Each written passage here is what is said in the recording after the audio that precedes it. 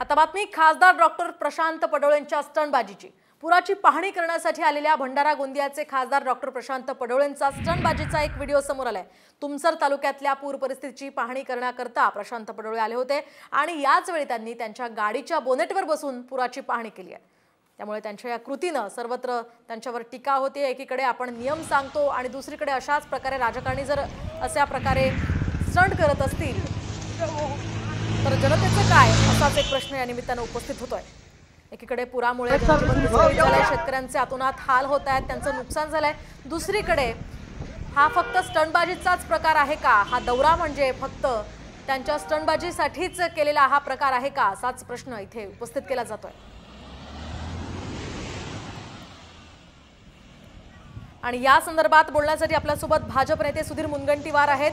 Sudhir sir, आपण पाहतोय एकूणच एकीकडे शेतकऱ्यांचं नुकसान झालंय, जनजीवन भंडारातलं विस्कळीत झालंय आणि अशा प्रकारे खासदार जर गाडीच्या बोनेटवर बसून स्टंट करत असतील तर काय म्हणावं? काय प्रतिक्रिया आपली यावर?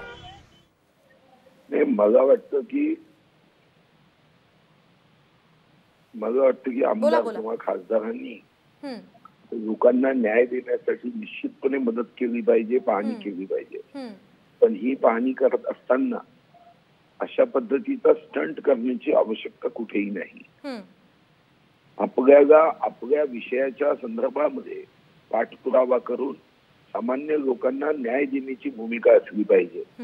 पण जेव्हा आपण कोणत्याही पद्धतीचा विकास किंवा तत्सम कार्य करू शकत नाही तेव्हा अशा छोट्या मार्गाचा अवलंब काही लोक करतात।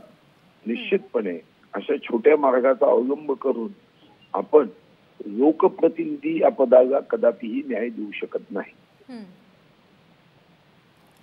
अगदी सुधीर सर, आपण पाहतोय एका प्रकारे काँग्रेस खरं तर वारंवार या संदर्भातले टीका करत असते। आताच एका बॉडीगार्डला सुद्धा मारहाण केल्या प्रकरणी ठाकरे गटानं टीका केली होती आणि काँग्रेसचेही नेते अशा प्रकारे जर स्टंट करत असतील तर यावर आपली भूमिका पुढची काय असेल? काय आपण बोलाल?